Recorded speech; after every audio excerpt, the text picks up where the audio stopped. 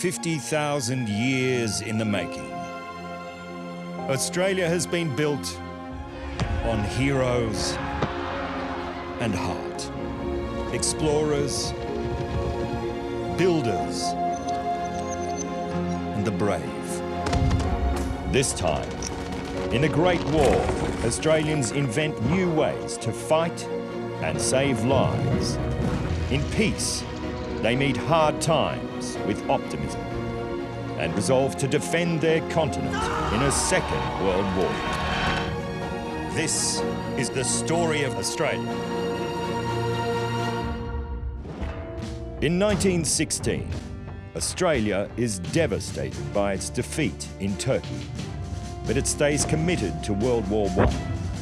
Australian soldiers now head to France and Belgium.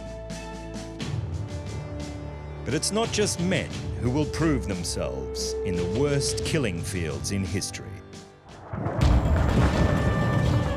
August 21, 1917, Brandhoek, Belgium. German shell fire creeps closer to an Australian casualty clearing station, a frontline hospital. Squeeze my hand, that's the way. Alicia Kelly, a war nurse in Gallipoli.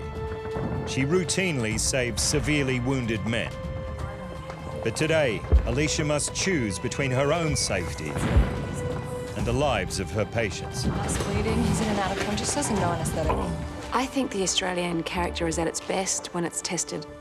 It's that ability to put aside ourselves and do what needs to be done for the good of our fellow man. The First World War is dominated by machine guns and heavy artillery.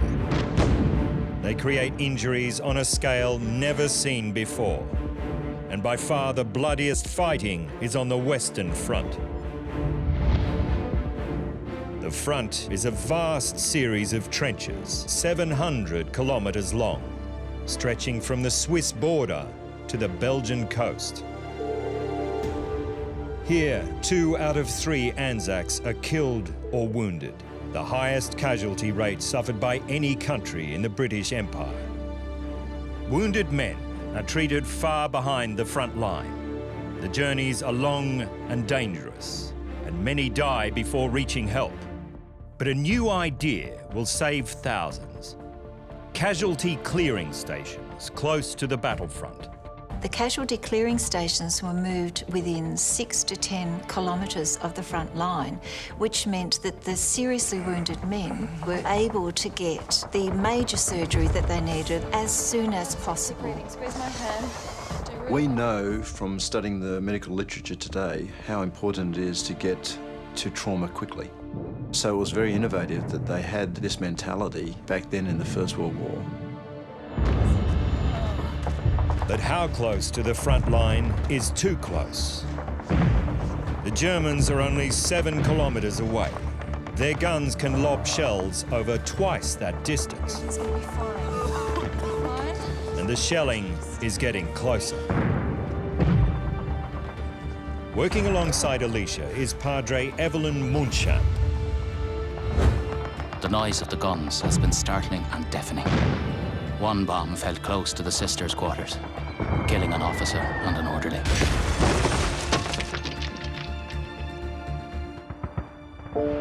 Over 2,000 nurses like Alicia serve in the Australian Army Nursing Service. In Cairo, London, Lemnos, on hospital ships in the Mediterranean, as well as caring for the wounded from the battlefields of France and Belgium.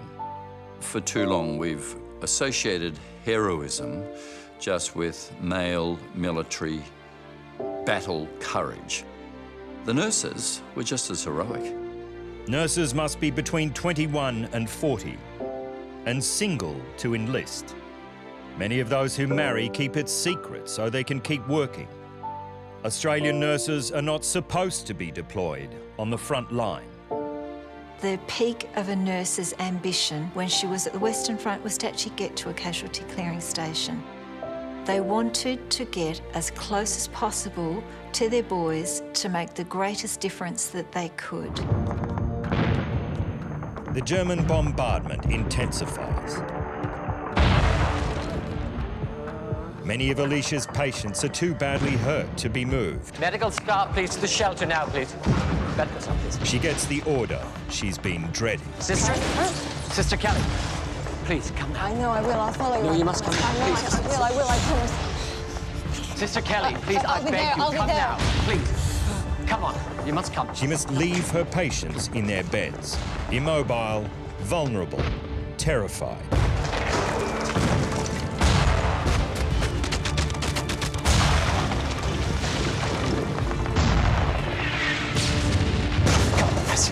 Nurse Kelly, keep going. I'm going back in. You can't. Alicia's loyalty to her patients outweighs her instinct for survival. James, what are you doing? You need to get back into bed. Come on, please, do that for me. That's it, that's the best way. Stay calm, okay? She spreads calm, comfort, Fine, gentlemen, we're gonna be fine. and some inventive armour. I want you to put this on your head, okay? It might just protect you. James, I want you to do this for me. Clearly she understands what's going on. She'd be very well aware that at any moment one of those artillery shells could land. But she does it because, again, she's displaying that Anzac spirit, because she knows that that's her job. I know the basins are useless for protection, especially with a direct hit. That's all we have to do. But they are especially good for morale. The women were told not to talk to men, which, being Aussie girls, they did all the time. I mean, they developed a personal relationship with patients.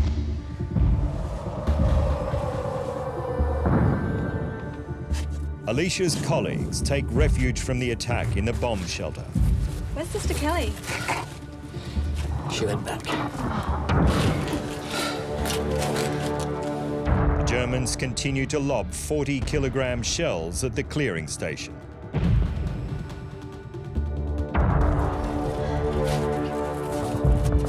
Padre? Risking his own life, the Padre goes back for Nurse Kelly.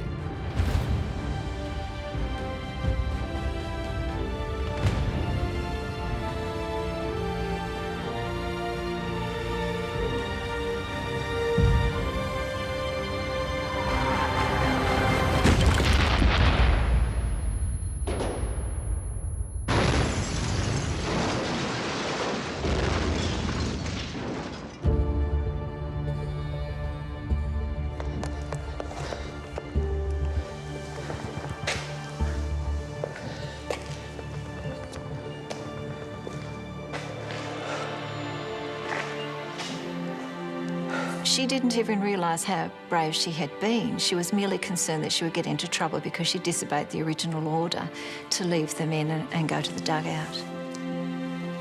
For her conspicuous gallantry under fire, Nurse Alicia Mary Kelly receives the Military Medal, the equivalent of the Victoria Cross for nurses.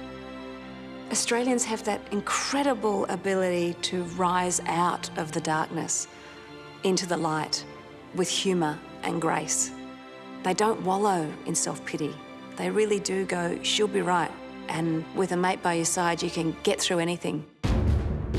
For 4 long years, Australians continue to fight and die bravely in World War I. But the cost in lives, money and grief comes close to breaking the young country. Australia and its allies are desperate to end the horror of the trenches.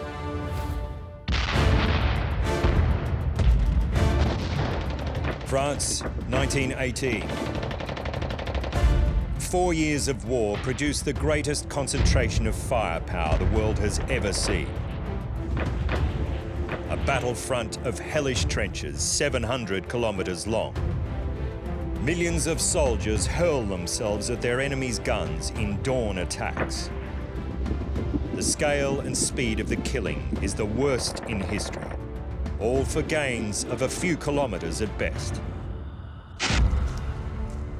Until, following a radical plan, an army of 4,500 Australians goes forward from their trenches at night. They're about to launch a surprise attack on the town of Villers-Bretonneux, held by battle-hardened Germans.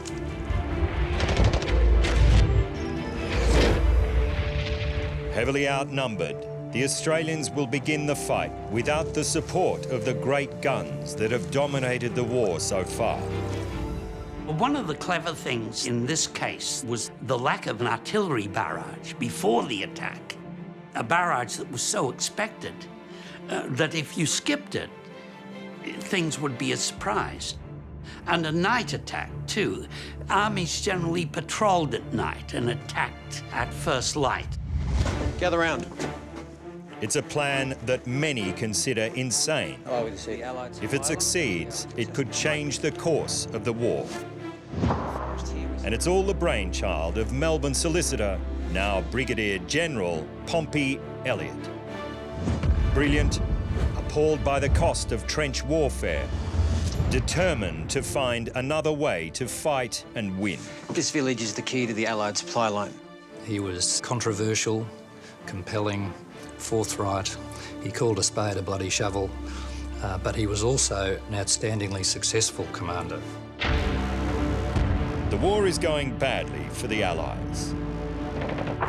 The Germans have only just taken the town of Villers-Bretonneux.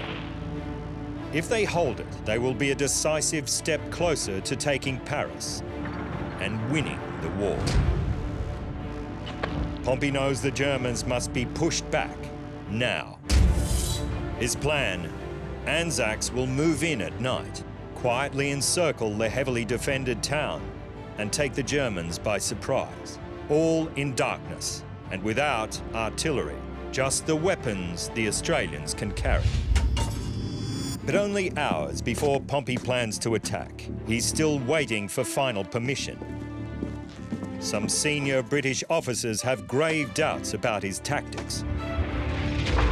Meanwhile, the diggers wait, nervous, vulnerable. At the last possible moment, Pompey gets the call he's been desperate for. Right, man. This is it. Now the Australians will attack in great numbers and from outside their trenches. We've got this, man. Section Commander Sergeant Walter Downing is an 8-month veteran of the trenches. Men muttered, "It's Anzac Day," smiling to each other, enlivened by the omen. The die was now cast. It seemed there was nothing to do but go straight forward and die hard. On the eve of Anzac Day 1918, it's time. Pompey Elliot's troops begin the battle that could change the course of the war.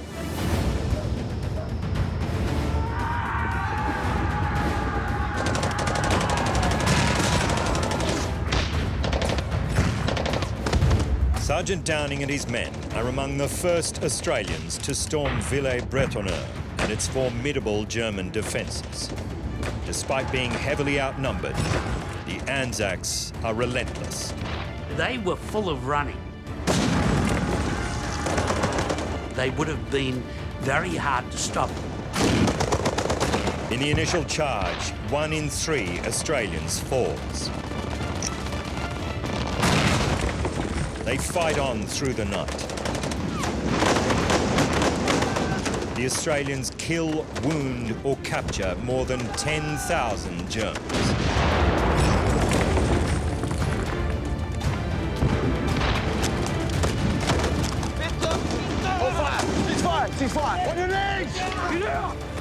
By dawn, the Australians have broken their enemy. Pompey Elliot's audacious plan has come off.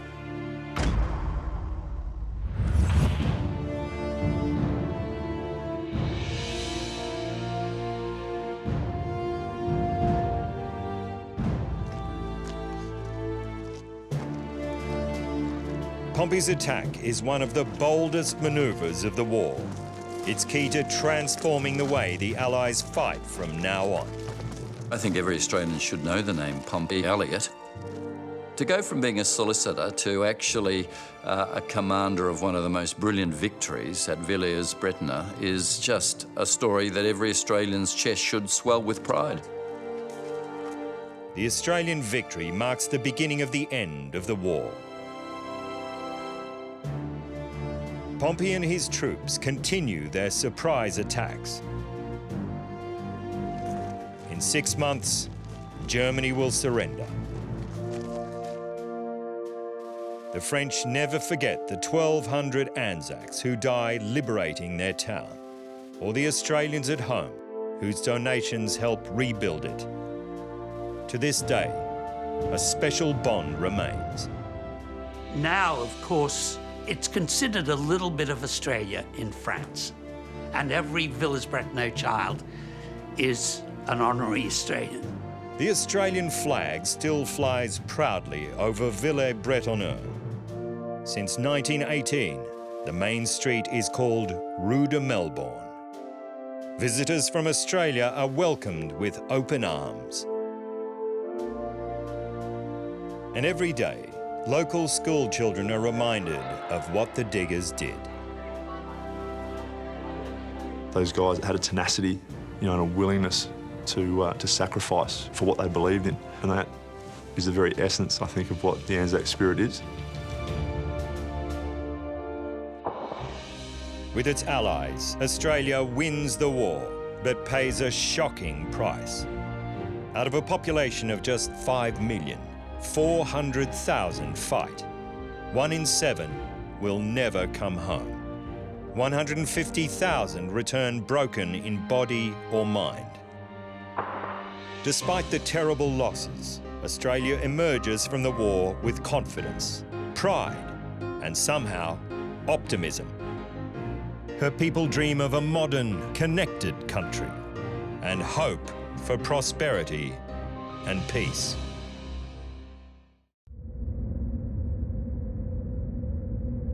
June 8, 1928, the Pacific, the world's largest ocean. No one has ever tried to fly across it. Until now.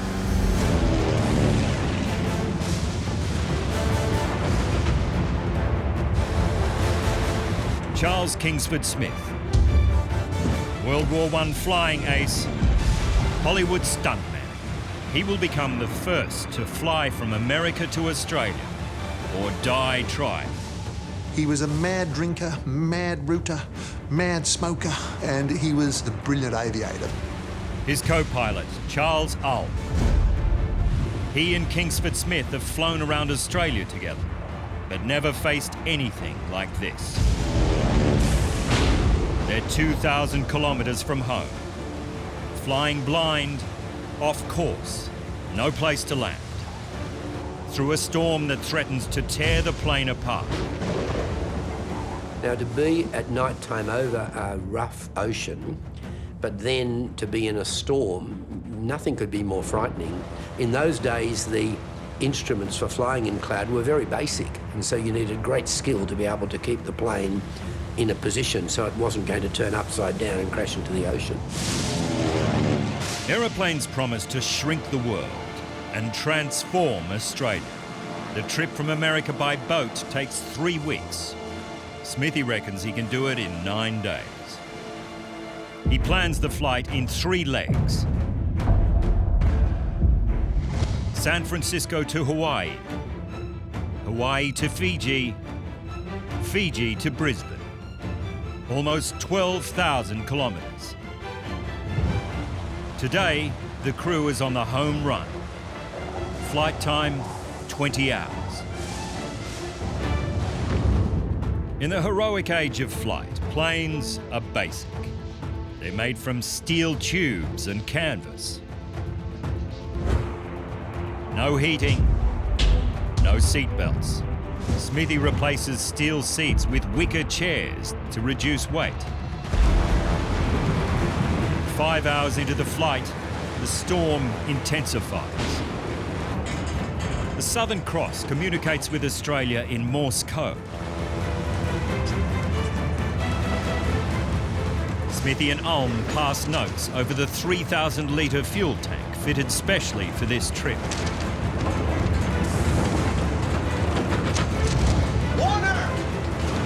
Radio man Jim Warner taps out progress reports heard by radio stations in Australia.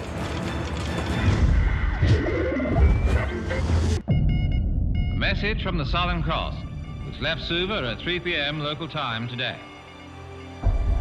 Australian radio has only been on air for 5 years. This is the first live coverage of an international event. Thousands tune in, transfixed by the real-life adventure through the long night. Weather deteriorating. We'll call again. They'll be fine. The fact that you could actually listen to a blow-by-blow description of what he was doing would have helped capture the imagination of Australia and made people want to know exactly where he was.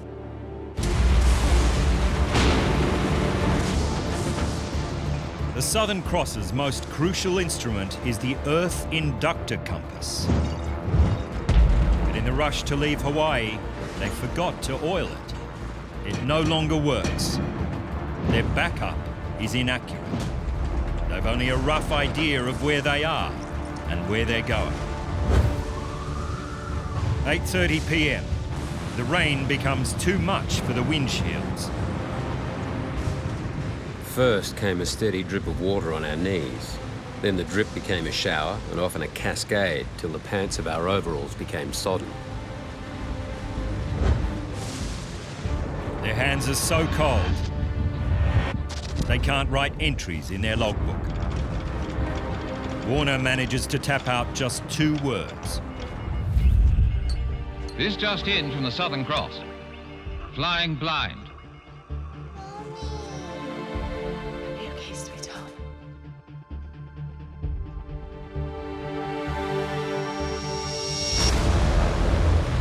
We battled on through hissing walls of water, but we could not get out of it.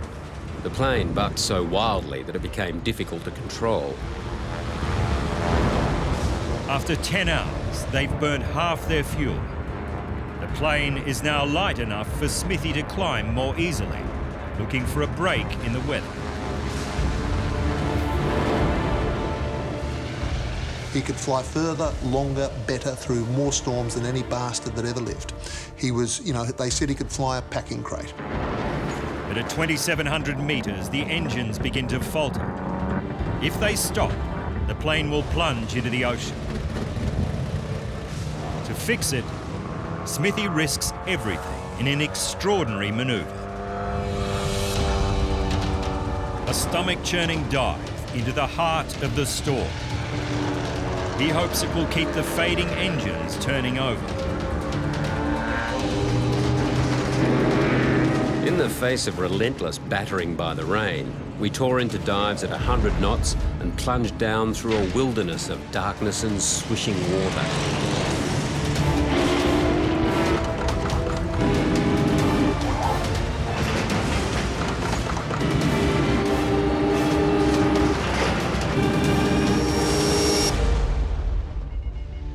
Southern Cross was last heard from 2 hours ago. Charles Kingsford Smith and his crew encountered severe weather somewhere between New Caledonia and Brisbane.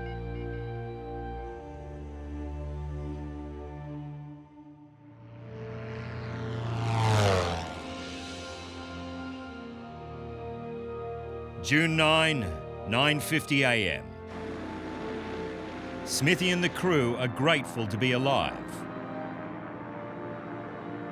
But they have no idea where they are. Then, in the distance,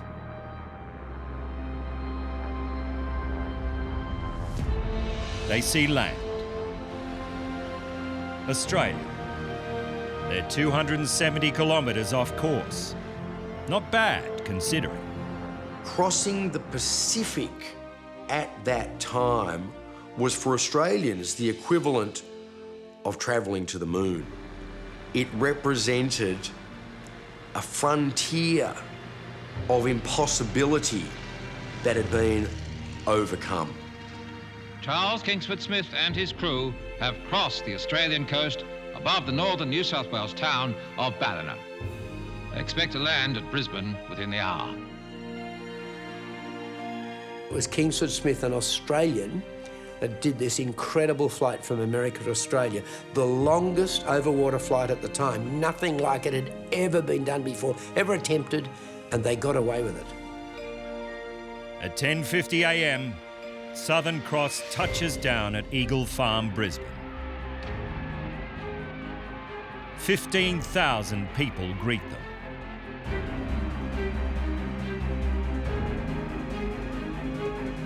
As never before, their flight connects Australia with the world. Soon, it will be possible to travel between cities in hours, not days or weeks.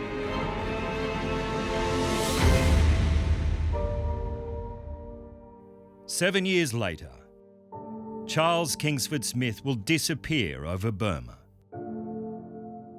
He and his plane have never been recovered. Australia mourns him. But Smithy's trans-Pacific flight stands as one of the most remarkable achievements in aviation history, and it inspires a nation.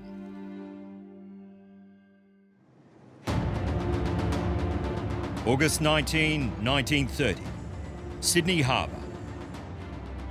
Australia's greatest engineering feat stands or falls on what happens today.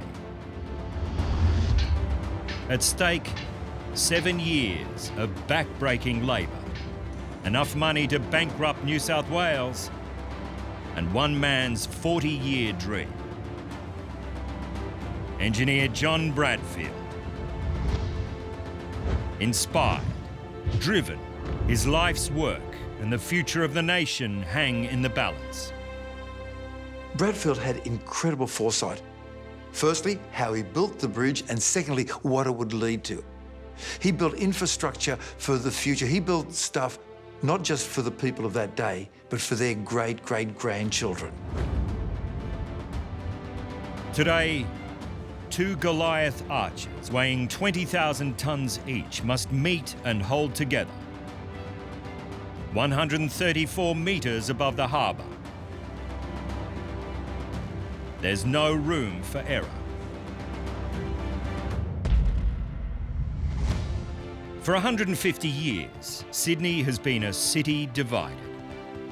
Engineers continually imagine ways to span the harbour and wait for technology to catch up.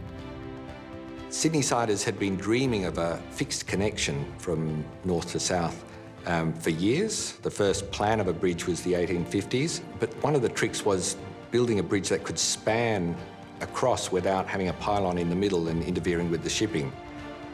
By 1910, ferries shuttle 13 million passengers every year. But peak hour queues are long and patience is short. For Sydney to become a modern city, it must find a better way to connect. Bradfield dreams not just of bridging Sydney's shores, but driving Australia into a new age. When I visualise the future, I feel that I was born 30 years too soon, because the achievement of today will be but a stepping stone for the greater feats necessary for the development of this great city. July 1923, construction finally begins. Everyone's excited by Bradfield's design, a cantilever bridge. But even as the first sod is turned, he's having second thoughts. Bradfield is a driven man and a stubborn man, and he wants to get his bridge built, but not just any bridge. When he first designs a bridge, when he first conceives of a bridge, it's a big, ugly cantilever model. Then Bradfield, at the last minute, changes the tender process. And he sees that they can build an arch bridge, that it will be cheaper, it will be more beautiful, it'll have those graceful lines. It was a very radical act. It was a daring act. Nobody had built a bridge of that scale. Construction begins on the 503-metre steel arch, anchored by 4 hewn stone pylons. The 2 halves attached to each shore on massive hinges that will, in theory, allow the arch to meet in the middle.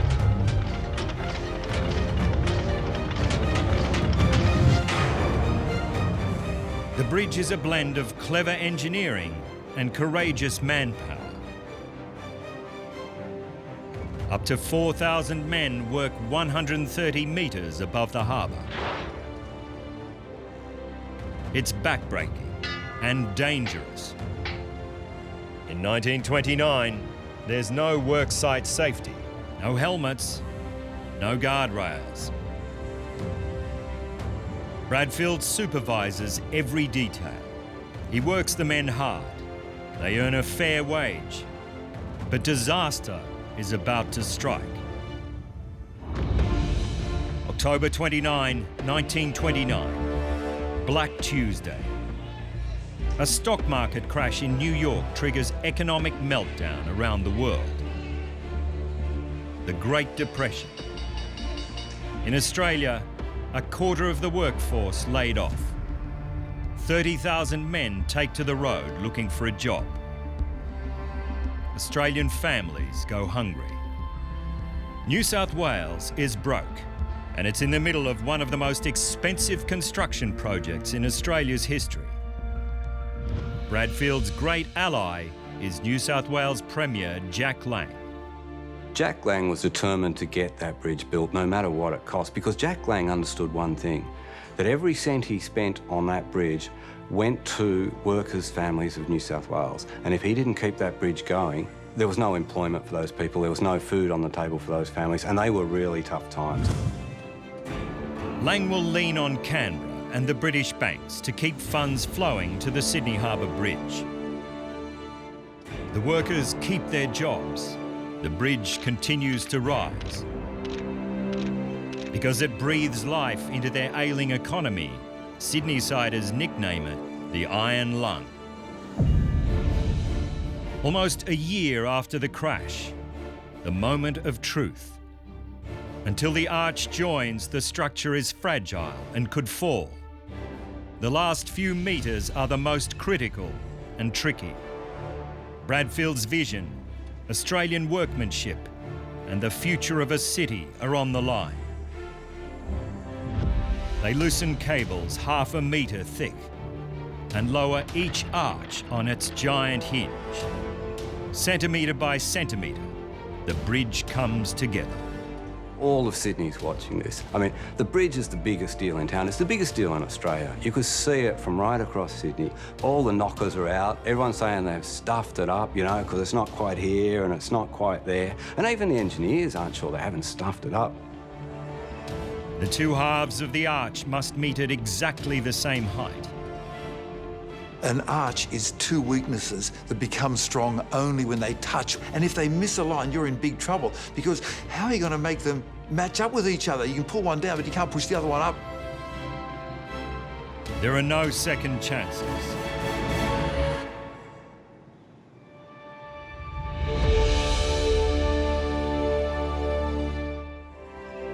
For the first time, the two halves of the arch touch. 39,000 tonnes of steel kiss in the sky.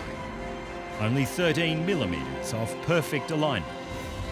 Bradfield's men seize the moment and lock the arch in place. Bradfield's bridge unites a city and inspires a nation. In all, 50,000 tonnes of steel, 6 million rivets, 270,000 litres of paint, 16 workers' lives. The cost is high. The result, a triumph and a symbol of what Australia can achieve in the toughest of times. Every time I see the Sydney Harbour Bridge, I get a totally non-scientific and irrational leap of joy. It's an amazing construction. I defy anybody to lay eyes on that bridge for the first time or even the 100th time and not be impressed by its grandeur and its size. You get the fireworks happening on the Sydney Harbour Bridge, and you know people are watching this all over the world, and you feel very proud. One of the world's greatest engineering feats, the coat hanger, remains famous all over the globe. an iconic reminder of Australian ingenuity and ambition.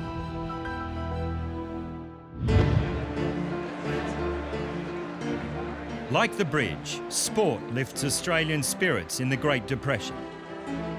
VFL, rugby league, cricket, the outrage of bodyline, and racing. November 1, 1930, Caulfield, Melbourne. Robert Philpotts rides his new birthday present, a hand-me-down bike. He'll see two unusual things this morning. The first is a flash new American car.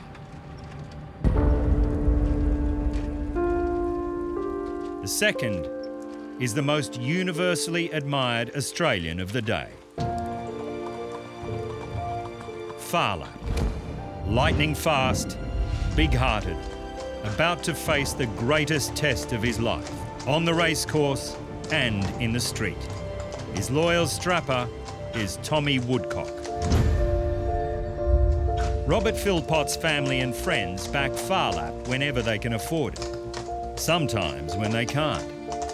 The big red horse carries the hopes of Australia, but also attracts powerful enemies. Since exploding onto the racing scene, Phar Lap strikes fear into the hearts of bookies. 19 wins from 22 starts. For punters, he's the good news story that keeps delivering during the dark days of the Depression. The Depression was true poverty, so we needed symbols of hope. In a situation like that, it's only hope that can really keep you going. The thought that somehow tomorrow is going to be better than today. And I think Phar Lap gave people that sense of hope. Hope of a winning bet on Phar Lap drives punters to illegal off-track gambling dens. Starting Price, or SP bookies, operate in pubs and back rooms. Their business is made easier by new live radio race calls. Punting, betting, whether it be illegal, whether it be two-up, whatever, Australians have always liked to flutter. And I think it's amazing that 120,000 people can go to the Melbourne Cup and more than half of them don't even watch the race. In 1930, Phar Lap is the red-hot favourite to take the Caulfield and the Melbourne Cups.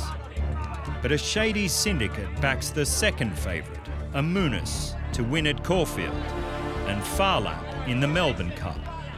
Bookies all over Australia think they're mad and give the syndicate odds of 20-1. Then comes the news that sends shockwaves around the nation. Phar Lap is mysteriously scratched from the Caulfield Cup. Amidst wins it by a length and a half.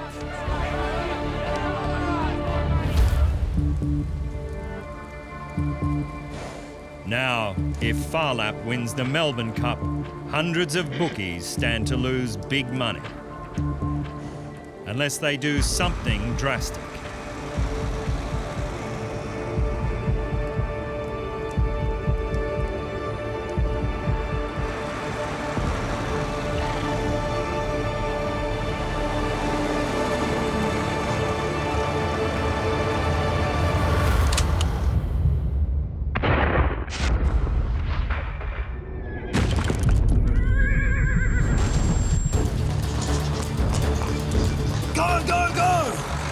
Perhaps it's Phar Lap's lightning reactions, or the quick thinking of Tommy Woodcock, but not a single shotgun pellet finds its target. It will be 30 years before Robert can bring himself to speak of his hero's brush with death. Despite the morning's trauma, that afternoon, Phar Lap wins the Melbourne Stakes, the first event in a gruelling week of racing. For 2 days, Tommy Woodcock stays closer than ever to Phar Lap. And come Melbourne Cup Day, all eyes are on the big red horse. Phar Lap starts well back. Then Despite carrying a massive 62.5 kilo handicap, he makes his run. With 400 metres to go, he hits the front. Just 4 days after an attempt on his life, Phar Lap wins the Melbourne Cup by 3 lengths. His victory busts bookies all over the country and rewards the faith of small-time punters. He won on Derby Day, after the shooting. He won on Cup Day. He came back 2 days later and won on Oaks Day and won on the final day. He won it every day of the carnival. It's unique. It won't be done again. It's part of the Flemington onslaught. It was the week that transformed him from a champion horse to an icon. 3 years and 15 wins later, after his first victory in America, the horse that captures Australians' imaginations and carries their hopes dies in mysterious circumstances. His strapper, Tommy Woodcock, is beside him to the last. In Phar Lap, Australians see qualities the whole nation will soon need: fortitude, tenacity, loyalty. Through the tough times of the 1930s, Australians stick together and hold fast to democracy. But Germany and Japan embrace extremism and violence. Australia must now fight a second world war, less than a generation after the first nearly broke her. January 1942, the University of Sydney, a top-secret delivery that could save Australia and help the Allies win the Second World War. The Pacific War is going badly. Japan has decimated the US Pacific Fleet at Pearl Harbor and marches south through Asia. Soon, it will invade Papua New Guinea on Australia's doorstep. The latest warplanes and aircraft carriers make Australia vulnerable as never before. The country is exposed to the possibility of Japanese invasion. And for the first time, Australians feel that they're not just fighting this war for the empire, they're fighting it for themselves. The race is on to perfect radar that will work across the vast distances of Australia and the Pacific. The great advantage that radar gives you in a war is that you can see the enemy in bad conditions through the clouds at night, and you can pick them up from hundreds of kilometres away and know where they're coming, and then muster your troops. In a secret radar laboratory, Australian scientists work round the clock. The key physicist here is Ruby Payne-Scott. Brilliant, determined, one of only 2 women scientists employed by the Australian government. Most men expect women to be wives and mothers only, but perfecting radar has baffled some of the finest male minds in the world. Ruby believes she can succeed where they have failed. In addition to her obvious brilliance in creating this technology, it's fascinating to just think of what she represents. She was someone who was able to break through. Think of all of the women that we didn't get to find out what they were able to actually achieve. With almost 1 million men in uniform, Ruby and thousands of Australian women step forward in their country's darkest hour. So I need 2 sine waves coming out of the potentiometer at 90 degrees out of phase. Miss Ruby Scott. Captain Roberts. Yes. Over there. I'll be with you in a minute. Basic radar has helped the British win the Battle of Britain. They share their secrets with Australia. The Australian radar is smaller, mobile, but it isn't accurate enough to detect bombers. Yet. On Ruby's radar screen, objects show up as blips. The problem is, all the blips look the same. A Japanese plane, a flock of birds, an enemy ship, or a whale. Okay, ready? The teams invented a way to test their radar by simulating enemy planes. Run the simulation. The best way to test a radar system is actually against a physical plane. This was too expensive and impractical, so Ruby simulated a plane electronically, and this is way back in the day before we had digital, inside her radar system, and then had that echo fly across the screen, and then had another part of her system try to find that echo. Incredibly clever. They simulate a bombing raid on Sydney Harbour. What can you see? Possibly something. It's faint. Wait. No. So far, Ruby's radar is inaccurate. Objects are being lost in the background noise. Well, you should be seeing an enemy aircraft, range 4 miles. No. 3 miles? There's something. 2 miles? No. It's gone. Bombs away. Sorry, gentlemen, powering down. Fuzzy reception is a recipe for disaster. Thank you. More to do. If, as Burgess has shown... Time is running out. Japanese aircraft carriers patrol the seas to Australia's north. Ruby needs to find a formula to make the radar signals clearer, fast. It must pinpoint the direction and speed of enemy aircraft up to 160 kilometres away. Nobody could tell what the Japanese were going to do next.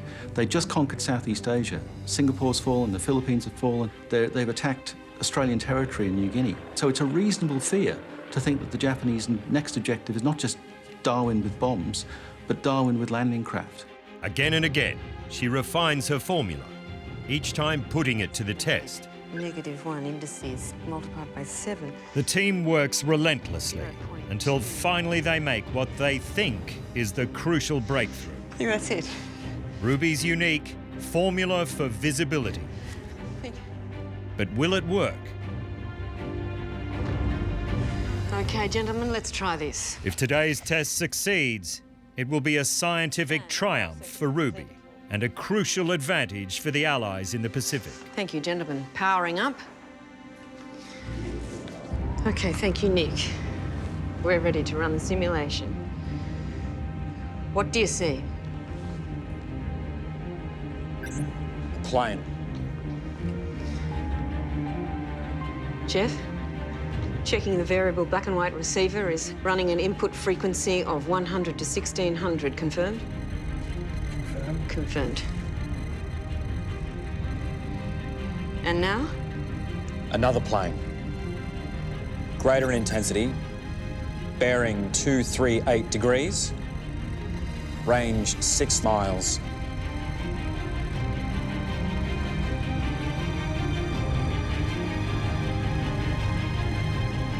And now? Speed 200 knots.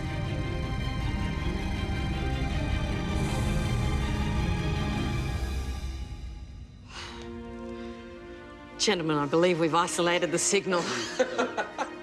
Ruby's persistence pays off. Her formula isolates fast-moving aircraft on the screen, further away and in more detail than ever before. The crucial achievement of Ruby Payne-Scott dealt with signal to noise.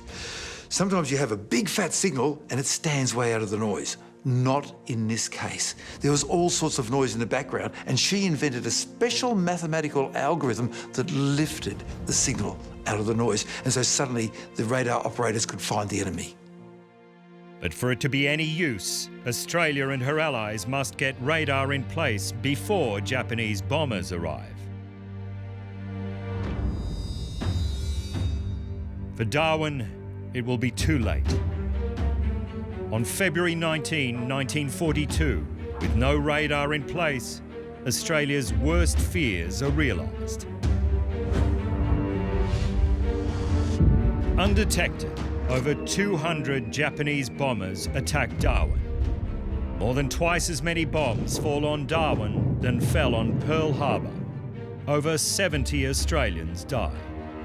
But a few months later, in the Solomon Islands, Ruby's groundbreaking radar is crucial to the winning of one of the most important battles of the Pacific War.